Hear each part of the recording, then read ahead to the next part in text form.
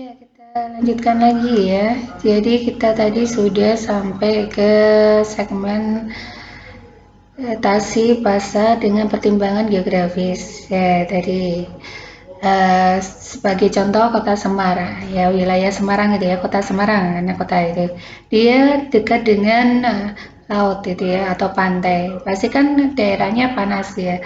Nah, di situ kan produk-produk yang laku katanya mudah saja dengan kuliner itu ya laku yang segar gitu ya, terus bisa menyejukkan ya seperti es ya.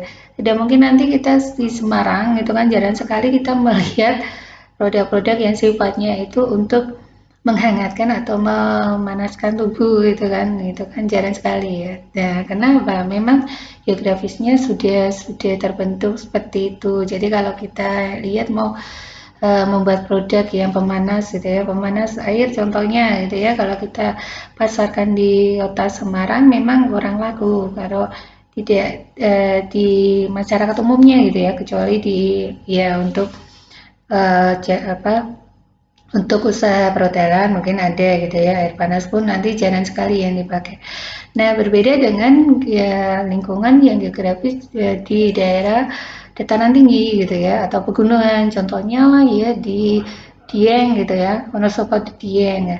Anda mau membuat kuliner yang es gitu kan atau ya memasarkan produk yang untuk pendingin ruangan gitu kayak itu kan jarang laku atau tidak laku atau jarang laku lah ya karena memang kan geografisnya tidak panas ya. Nah, itu dia membutuhkan apa masyarakatnya membutuhkan untuk panas ruangan. Nah, itu ya itu untuk geografisnya. Kalau demografis itu katanya dengan masyarakatnya.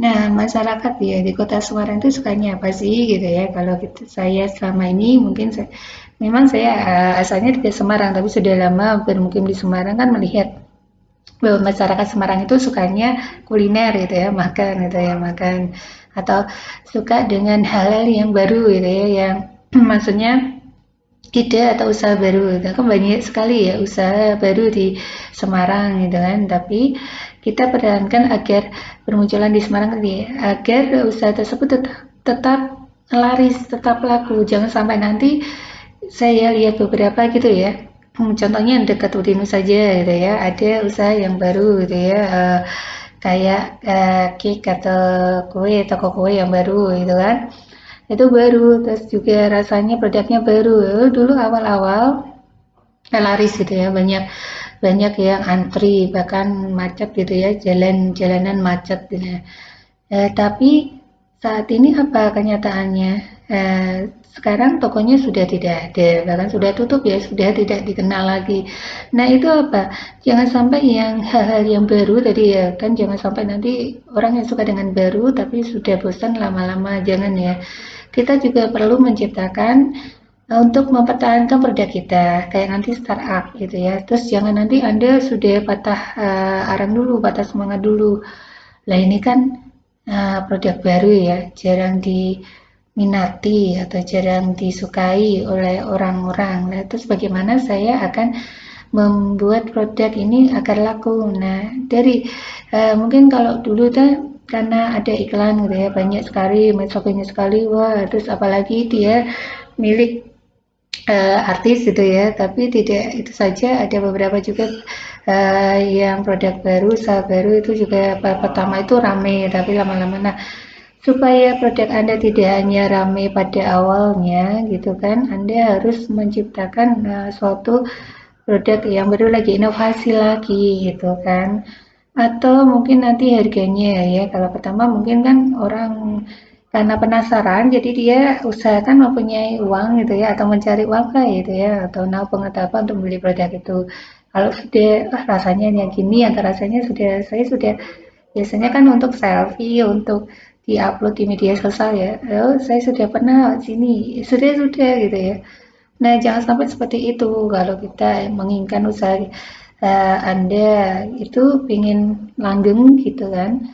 Apa yang harus Anda pikirkan? Nah, kalau pasar ini kan tetap ya, mungkin oke, kalau pertama kan mungkin harganya, ya harganya juga diperhatikan gitu ya, jangan sampai nanti pertama harganya murah, tapi karena sudah laku laris dinaikkan. Nah, kadang kan masyarakat juga berpikir ya, apalagi saat ini masa pandemi gitu ya, untuk membeli produk yang memang betul-betul tidak dibutuhkan itu kan jarang sekali. Nah, untuk itu ada buat price atau nanti kita ke aspek price ya, untuk keuangan harga itu juga harus ya bisa dijangkau oleh semua halayak gitu kan. Nah, itu untuk demografisnya. Terus juga kesukaan masyarakatnya gitu ya. Suka masyarakatnya itu apa? Apa kalau dari ada berbeda-beda ya di Jawa Tengah gitu ya, di Jawa Barat atau di kemarin saya tanya ada yang di luar Jawa enggak? Lah di luar Jawa kan kadang agak berbeda. Nah itu nanti juga merupakan segmentasi sendiri. Ada yang merantau gitu ya. Bisa kalau sudah pulih dari masa pandemi kan Anda datang ke Udinus gitu ya untuk kuliah dari luar Jawa itu kan kadang merasakan makanan mudanya gitu. Yang paling mudah contohnya makanan itu tidak sesuai dengan lidah saya. Nah, sekarang itu kan banyak dibuka ya warung makan atau restoran yang memenuhi dari pasar pasar berdasarkan demografis, yaitu berdasarkan adanya tadi ya orang-orang dari suku tertentu atau kelompok daerah tertentu lah, tidak suku tertentu ya, daerah tertentu, mau warung makan mie gitu kan. Nah itu juga menambah daya tarik bahwa kita juga tidak membutuhkan, tidak kesulitan untuk memenuhi kebutuhan kita, terus orang lain juga menyediakan gitu ya. Nah, hal tersebut yang menjadi dasar untuk pembagian atau menjadikan segmentasi pasar ini.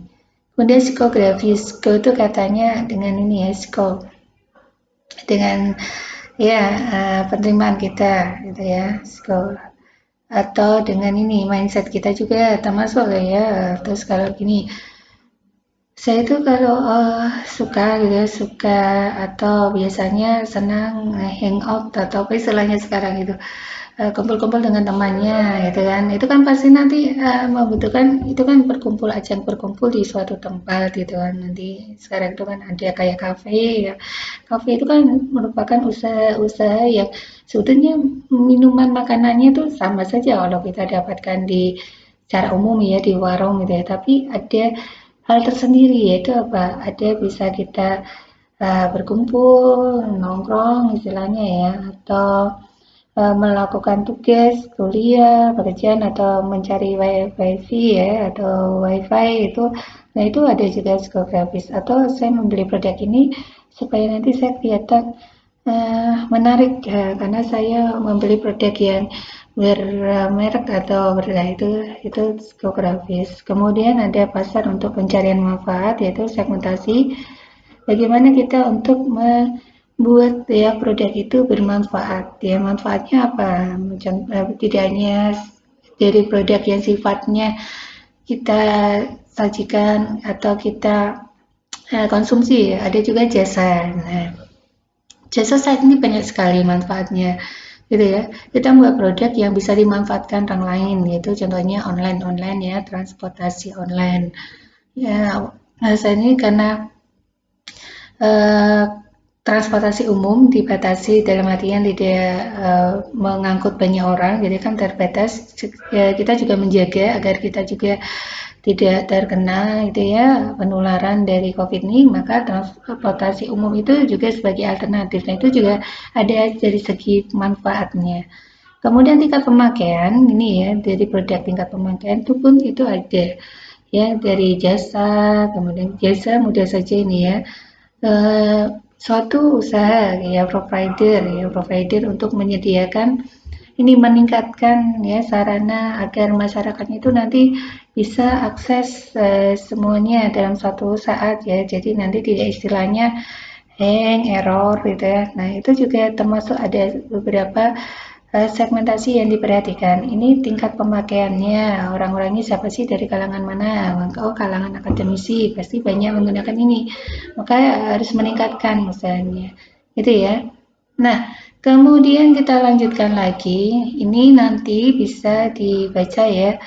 Contoh-contoh dari segmentasi geografis tadi, terus demografis ya. Nanti kalau kita melihat dari segi umur, gender, pendapatan, etnik, juga nanti dari keluarga ya. Biasanya kan ada yang ini loh produk untuk eh, keluarga bisa dikonsumsi oleh